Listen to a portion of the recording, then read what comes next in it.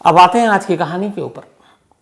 ये कहानी एक ऐसी लड़की की है जिसका सपना था कि वो फौज में जाए, आर्मी ज्वाइन करे, देश की सेवा करे, और इसी सपने को पूरा करने के लिए वो बहुत मेहनत करती है। ये कहानी एक मैक्सिकन लड़की की है।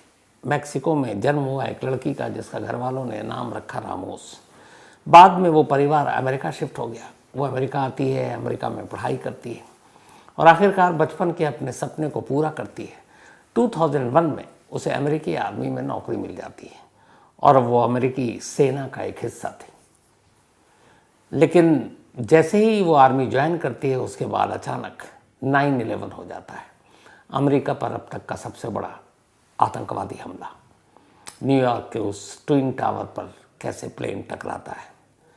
तो 9/11 के फ़ौरन बाद रामोस की भी किस्मत बदल जाती है। उसे फ़ौरन इराक भेज दिया जाता है। इराक में उसको पोस्टिंग दे दी जाती है। अब वो इराक पहुंचती है क्योंकि 9/11 के तार बहुत सारे अलकायदा और सारे इन चीज़ों से जुड़े हुए थे, तो इसीलिए अलग अलग पोस्टिंग हुई। तो रामोस भी इराक पहुंची। इराक में वो 7 सालों तक नौकरी करती रही, मतलब सेना में रही। 2008 में वो वापस अमेरिका आती है और फिर सेना से इस्तीफ़ा दे देती है क्योंकि उसे लगा था कि अब कुछ वो पढ़ाई करेगी। अब वो अमेरिका में अपनी माँ के साथ रहा करती थी। उसने यूनिवर्सिटी में एडमिशन लिया और जस्टिस एंड कानून, इसके ऊपर, सिस्टम के ऊपर उसने पढ़ाई शुरू कर दी। 2008 में उसने छोड़ा था और फिर पढ़ाई लिखाई शुरू की। इसी दौरान में हुआ ये कि रामोस की माँ की मौत हो गई। पढ़ाई पूरी कर चुकी थी। अब माँ की मौत के बाद उसके ऊपर बहुत सारी जिम्मेदारी आ गई, क्या करे। तो उसने फिर शहर बदला और कैलिफोर्निया के ऑरेंज, एक छोटा सा शहर, वहाँ पहुँचती है। अब वहाँ एक किराए का घर ढूंढती है, लेकिन इतने पैसे नहीं थे क्योंकि वो खुद एक स्टूडेंट थी। तो उसे लगा कि एक कोई रूम पार्टनर मिल जाए जो किराया शेयर कर ले, उसके साथ रह लेंगे। उसने सर्च करना शुरू किया और आखिरकार जब उसने सोशल मीडिया पर और बाकी जगहों पर देखा तो देखा कि एक और शख्स है जो एक रूम पार्टनर ढूंढ रहा है। उसने उसका प्रोफाइल देखा, उसका नाम जॉय था। जॉय साउथ कोरिया का रहने वाला, उम्र करीब उसकी 55 साल थी, जबकि रामोस की उम्र करीब, जब ये ढूंढ रही थी तब उसकी उम्र लगभग 35 से 40 साल के दरमियान हो गई थी। तो उसने जॉय का बायोडाटा देखा और देखा, उसे लगा कि आदमी ठीक है, कम बोलता है, इसके बहुत ज़्यादा फ्रेंड सर्किल भी नहीं है और रेंट भी शेयर करना है। तो उसे लगा कि ऐसे ही शांत इंसान चाहिए। तो फिर वो जॉय से मिलती है और उसकी एक सिस्टर भी थी रामोस की। तो अपने सिस्टर के साथ जाकर जॉय से मिलती है, बातचीत करती है तो उसे अंदाज़ा होता है कि आदमी सही है, ढंग का है, बड़ा शरीफ है और अपने आप में गुमसुम रहता है, ज़्यादा किसी से साथ बातचीत करता नहीं है। इसके बाद वो रहने को तैयार हो जाती है। वो किराए का एक घर लेते हैं और आधा आधा किराया दोनों बांट लेते हैं। तब रामोस और जॉय एक साथ रहते हैं। इस दौरान में कई बार उसकी सिस्टर आती है, कुछ फैमिली फ्रेंड आते हैं। रामोस वो उनसे भी मिलता है, हर एक से मिलता है। धीरे धीरे रामोस की सिस्टर से भी उसकी दोस्ती होती है और रामोस भी अब उसको एक दोस्त की तरह मानने लगती है। उसे लगता है ये शख्स ठीक है। लेकिन इसी दौरान होता ये है कि अचानक जॉय को रामोस से इश्क हो जाता है, एक तरफा इश्क। अब वो रामोस, उससे जुड़ी हुई सारी जानकारी, उससे बहन से मिलना, उसके दोस्तों से मिलना, उनके बारे में जानकारी हासिल करना, ये सब शुरू कर देता है। लेकिन रामोस को भी हल्की सी भी भनक नहीं है कि उसका रूममेट, उसका रूम पार्टनर, जो उम्र में उससे बहुत बड़ा है और वो उससे इश्क करने लगा है। अब जब उसने देखा रामोस किन लोगों से मिलती जुलती है, तब उसकी उम्र चूँकि 55 साल थी जॉय की, तो उसने रामोस को अपनी तरफ आकर्षित करने के लिए अब उसने टैटू हाथों पे बनवाना शुरू किया। उसने प्लास्टिक सर्जरी करानी शुरू कर दी। अराउंड $10,000 सिर्फ उसने अपने गेटअप को चेंज कराने पर खर्च कर दिया। कई बार रामोस देख कर उसको हंसती भी कि आप ये क्या से क्या होते जा रहे हो, लेकिन उसे पता ही नहीं था कि ये सब कुछ वो उसी के लिए कर रहा है। तो उसने अपना रंग रूप सब कुछ निखारने की कोशिश की, टैटू बनवाए। किसी तरह से भी वो रामोस का दिल जीतना चाहता था, लेकिन रामोस के मन में सिवाय दोस्ती का और कुछ था नहीं। धीरे धीरे वक्त बीता और जॉय को लगा बहुत पैसे खर्च कर दिए, लेकिन वो ध्यान नहीं दे रही है, कुछ तो गड़बड़ है। फिर एक रोज़ उसने हिम्मत की और उसने रामोस की बहन को फ़ोन किया और कहा कि देखो मैं तुम्हारी बहन से प्यार करता हूँ, मैं शादी करना चाहता हूँ। रामोस की बहन ये सुनकर हैरान रह गई। उसने कहा कि मेरी सिस्टर तो आपको एक दोस्त मानती है और उसके मन में या उसके दिल में आपके लिए ऐसी कोई भावना ही नहीं। फिर वो कहता अच्छा ठीक है चलो मैं देखता हूँ, फ़ोन रख देता है। बात आई गई हो गई। इसके बाद अचानक 3 मई 2013 की तारीख आती है। 3 मई 2013 को अचानक जॉय रामोस की उसी सिस्टर को फ़ोन करता है, कहता है कि यार तुम्हारी सिस्टर जो है सुबह गई थी, अभी तक घर नहीं लौटी, वरना वो सेकंड हाफ में आ जाती है। तो उसने कहा किसी अपने फ्रेंड के साथ घूमने गई होगी, लौट आएगी। तो उसने भी कहा ठीक है, टेंशन क्या लेना। बट 3 मई से 4 मई की सुबह हो गई। सिस्टर ने वापस फ़ोन किया, पता चला कि वो तो घर ही नहीं लौटी। अब बहन को फिक्र हुई, वो फ़ौरन पुलिस को फ़ोन करती है और बताती है कि उसकी सिस्टर गायब है। और फिर वो जॉय के बारे में बताती है। इधर जॉय भी पुलिस स्टेशन जाता है, वो 911 इमरजेंसी नंबर पे भी कॉल करता है, कहता है कि वो रामोस गायब है 3 मई से ही। अब पुलिस आती है, सबसे पहले उसे अपार्टमेंट में आती है, अपार्टमेंट के सीसीटीवी कैमरे को खंगालती है। जब सीसीटीवी कैमरा खंगालती है तो देखती है कि 3 मई को, 2 मई को आखिरी बार जो वो कैमरे में जहाँ पे वो किराए पर रहती थी, उसकी जो ऑफिस है जहाँ वो रेंट वेंट भरते हैं, शायद लाइजनिंग ऑफिस या उसका नाम है कुछ, तो वहाँ पर जाती हुई दिखाई देती है और उसके बाद गायब, लौटते हुए अपार्टमेंट में नहीं दिखती है। तब ये हुआ कि पुलिस ने चेक किया तो पता चला कि हाँ उस दिन उसने रेंट देने के लिए आई थी और उसके बाद से लापता। अब इधर रामोस की सिस्टर भी पहुंच चुकी है, वहाँ पूछताछ चल रही है।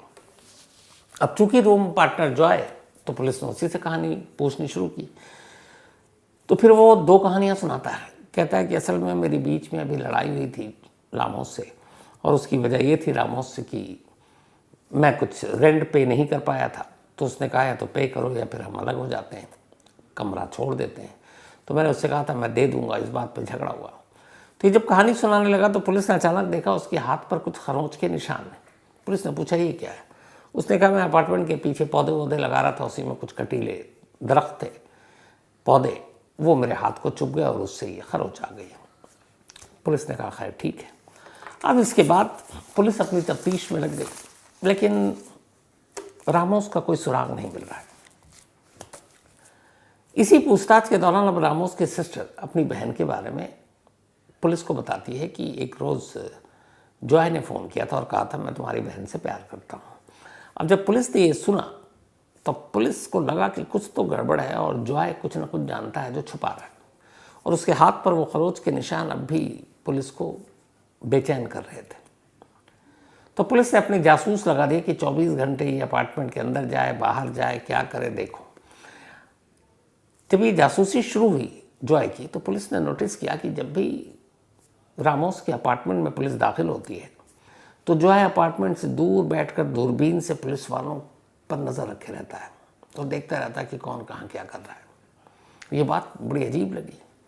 अब पुलिस ने कहा चुपके से ज़रा इसके मोबाइल के कॉल डिटेल और बाकी इसके लैपटॉप इन सबको खंगालना चाहिए। अब पुलिस ने जब उसके कॉल डिटेल को खंगाला उधर रामोस के, तो पता चला कि 12 दिन पहले रामोस ने 911 पर पुलिस को एक शिकायत की थी और कहा था कि ये झगड़ा कर रहा है और रेंट वेंट के चक्कर में, और मैंने कहा कि इसके साथ नहीं रहूँगी। अब 3 मई से 12 दिन पहले की ये कॉल, और कॉल चूँकि रिकॉर्डेड थी पुलिस के पास 911 में, तो पुलिस को लगा कुछ तो गड़बड़ है। अब पुलिस ने उसके सारे लैपटॉप वैपटॉप को खंगालने का फैसला किया। जब खंगालने का फैसला किया तो बड़ी अजीब 2 चीज़ें मिली। एक, पुलिस ने देखा इस दौरान में कि जब से ये गायब हुई रामोस, तो उसके बाकी परिवार दोस्त वाले भी आ गए थे, तो ये लोग उसके सही सलामत लौटने के लिए प्रेयर रखते थे। और ये उस दौरान में अचानक, जो कभी नहीं लिखता था लैपटॉप पर, वो रामोस के बारे में अच्छी अच्छी बातें लिख रहा है, प्रे कर रहा है गॉड से कि वो सही सलामत लौट आए, परेशान है, बहुत अच्छी इंसान थी। लेकिन जब रामोस के घर वाले प्रेयर कोई रखे तो उसमें एक में भी शामिल ना हो, वो जाता ही नहीं था, लेकिन सोशल मीडिया पे वो लिखता जा रहा है। तो पुलिस ने जब उसके अकाउंट्स को खंगालना शुरू किया लैपटॉप पे, तो पुलिस को 2 चीज़ें दिखाई दी। एक जगह वो सर्च कर रहा था कि एक इंसान की लाश को सड़ने में कितने दिन लगते हैं। अब ये बात पुलिस को बड़ी अजीब लगी कि ये सर्च करने की मतलब कर रहा है कि एक इंसान की डेड बॉडी खराब होने में कितना वक्त लगता है। यहाँ से अब जॉय के ऊपर शक थोड़ा और गहराता गया। अब पुलिस उस पर नज़र रख रही है, लेकिन अभी तक कोई पुख्ता सबूत नहीं है, क्योंकि ये सबूत नहीं है कि कोई आदमी सर्च करे। बहुत सारी चीज़ें आदमी सर्च करता है, कैसे बॉम्ब बनाया जाता है, कैसे क्या होता है, तो ये पुख्ता सबूत तो था नहीं। अच्छा, अब अमेरिका में भी कई बार ऐसा होता है कि जहाँ पर पुलिस सिर्फ ये नहीं कि उठा के, क्योंकि वहाँ वकील, लॉ, ये सारी चीज़ें होती हैं, तो आपको सॉलिड प्रूफ चाहिए किसी के गिरेबान पर हाथ डालने के लिए। तो अब सिर्फ ये कि एक आदमी की लाश, एक इंसान की लाश कितने दिन में ख़राब होती है, सड़ती है, एक डेड बॉडी, ये कोई प्रूफ नहीं था। अब पुलिस को और प्रूफ चाहिए।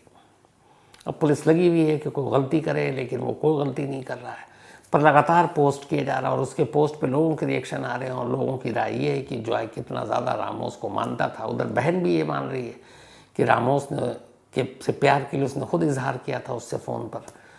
तो रामोस की बहन और फैमिली फ्रेंड को भी यही लग रहा है कि जॉय इस वक्त बहुत दुखी है, क्योंकि वो उससे प्यार करता था और ये बात रामोस को पता नहीं। लेकिन अचानक गायब होना, शक भी गहरा रहा था उस पर। अब ये सारी चीज़ें हो रही थी। अचानक एक रोज़ पुलिस ने पहले ही हाथ में था लेकिन अनदेखा कर रखा था, उसके मोबाइल पर जब गई तो उसके जो गूगल मैप होता है, हर मोबाइल पे लोगों के होता है, उस गूगल मैप के जब हिस्ट्री में गई तो उन्होंने देखा कि इस गूगल मैप के ज़रिए इसी अपार्टमेंट से दूर एक ऊंचाई पहाड़ी जैसा इलाका है, वहाँ झाड़ियाँ हैं, जंगल जैसा सुनसान, और उसी झाड़ी और जंगल में एक ख़ास पेड़ है, उस पेड़ को जूम करके देखा गया था। बस इतनी सी वो सारी चीज़ें थी, और फिर उसको हिस्ट्री से डिलीट कर दिया गया। लेकिन वो कहीं ना कहीं जाकर रुक मिला तो उसको रिट्रीट किया गया, और उस जो गूगल मैप में जिस जगह को देखा, अब वो जगह की तस्वीर पुलिस के पास थी।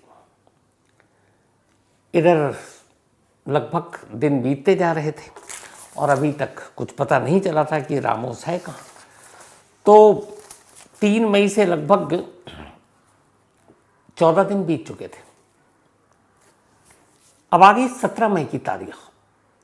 रामोस का कोई सुराग नहीं, कुछ नहीं।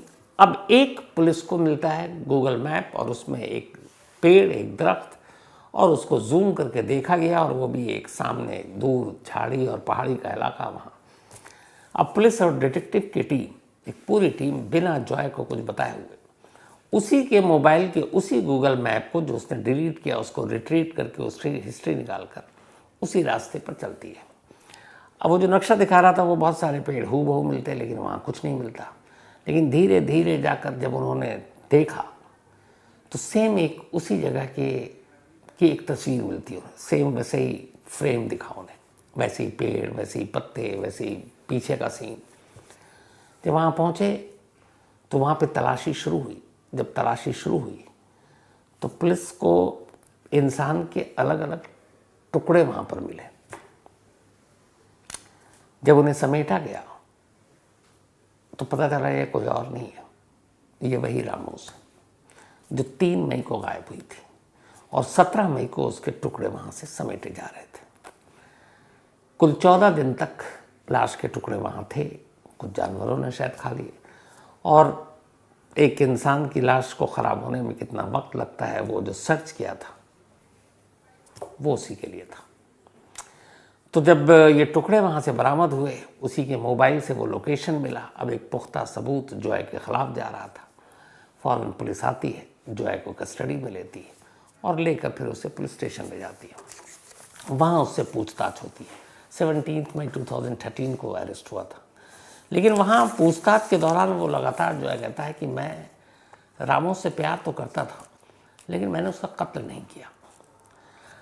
अब यहाँ जब ये मामला कोर्ट में गया और पुलिस ने जो मामला लगाया उसके ऊपर, वो उसको लगाया था 1st डिग्री मर्डर केस। जैसे अपने होता है सीधे सीधे मर्डर केस, तो वहाँ 1st डिग्री होता है, फिर 2nd डिग्री भी होता है। 2nd डिग्री में कम सज़ा मिलती है। तो पुलिस के हिसाब से एक 1st डिग्री मर्डर केस था, क्योंकि इसमें सीधे सीधे रामोस का कत्ल जॉय ने किया। लेकिन जब अदालत में ये केस पहुंचा तो अदालत के सामने दिक्कत ये थी कि 2 चीज़ें थी। एक कि एक इंसान की डेड बॉडी ख़राब होने में कितना वक्त लगता है। दूसरा, एक शख्स का मोबाइल और उस मोबाइल में एक जूम और एक पेड़ और एक तस्वीर गूगल की हिस्ट्री में, गूगल मैप में। इसके अलावा न रामोस को आखिरी बार किसी ने जॉय के साथ देखा, न रामोस को उस पहाड़ी की तरफ जाते या ले जाते किसी ने देखा, न जॉय को उधर जाते हुए किसी ने देखा। मतलब इन दो इलेक्ट्रॉनिक एविडेंस के अलावा और कोई एविडेंस था ही नहीं। ना ऐसे कोई मैसेज मिले, ना ऐसे कोई कॉल डिटेल मिले, ना खुद जॉय के लैपटॉप या मोबाइल से ऐसी कुछ चीज़ मिली कि वो मर्डर की प्लानिंग कर रहा है। तो वहाँ बहस इस बात पर हो रही थी कि क्या एक आदमी अगर सर्च करता है कि एक इंसान की डेड बॉडी कितने दिनों में ख़राब हो सकती है, तो क्या वो कातिल उसको माना जाए सिर्फ इस एक लाइन पर? या एक शख्स अगर किसी चीज़ को गूगल मैप पे देख रहा है तो क्या वो डेड बॉडी को ठिकाने लगाने के लिए देख रहा है? और भी चीज़ें हो सकती हैं। आपको पता है अदालतों में वकील कैसे खेलते हैं। तो अब इन सारी चीज़ों को लेकर बातें शुरू हो गई और बहस चली। जब बहस हुई तो फिर अदालत ने भी कहा कि देखो, डायरेक्ट एविडेंस कोई नहीं है, इसलिए पहले तो ये कि फर्स्ट डिग्री मर्डर केस ये बनेगा नहीं, ये बनेगा सेकंड डिग्री मर्डर केस, जिसमें कम सज़ा होती है। और फिर सेकंड डिग्री मर्डर केस अदालत ने बनाया। उसके बाद बहस चलती रही और आखिरकार जुलाई 2014 में 13 में वो अरेस्ट हुआ था, साल भर के अंदर। 17 मई 2013 को अरेस्ट हुआ जॉय, और जुलाई 2014 में कोर्ट ने सेकंड डिग्री मर्डर केस का उसको मुजरिम मानते हुए 15 साल की सज़ा सुनाई, 15 ईयर्स। अगर फर्स्ट डिग्री होता तो हो सकता था 30, 40, 50 ईयर्स होते। लेकिन जब अदालत ने जुलाई 2014 में फैसला सुनाया तो जॉय इस फैसले के वक्त कोर्ट रूम में मौजूद था और वो लगातार कह रहा था कि हाँ, मैंने इश्क तो किया, लेकिन मैं रामोस का कातिल नहीं हूँ, और ये अदालत, ये पुलिस, ये सब गलत है। और उसने बाकायदा चैलेंज किया कि एक रोज़ सच ज़रूर सामने आएगा, और वो सच ये है कि कातिल मैं नहीं हूँ, कत्ल किसी और ने किया है। ये बार बार उसकी दलील थी, लेकिन उसके बावजूद उसे 15 ईयर्स की सज़ा हुई है। अब देखना यही है कि वाकई जॉय जो डंके की चोट पर कोर्ट में कह कर गया कि मैंने प्यार किया, मैं कत्ल कर नहीं सकता हूँ, तो वो सही है या गलत है? क्योंकि इस फैसले के बाद और जॉय के इस चैलेंज को सुनने के बाद बहुत से लोग दो हिस्सों में बढ़ गए, और उनका कहना कि अगर इन दो एविडेंस को छोड़ दे तो जॉय के खिलाफ सीधा कोई सबूत नहीं है कि उसने रामोस का कत्ल किया है। लेकिन इसके अलावा अभी तक और कोई सबूत मिला नहीं। 2014 में ये फैसला सुनाया गया था, 10 साल तो हो चुके हैं, और 10 साल के बाद अब 5 साल और बचे हैं, यानी 2029 में जॉय जेल से रिहा हो जाएगा। अब देखना ये कि 2029 से पहले क्या कोई नया क्लू आता है, या 2029 के बाद जेल से बाहर आने के बाद जॉय इसमें कुछ नया बताता है। ये आने वाला वक्त बताएगा। लेकिन ये वो केस था जिसे दो चीज़ों ने खोला था बकौल पुलिस। अब वो कितना सच कितना झूठ कुछ नहीं कहा जा सकता। तो कहानी में आज इतना ही।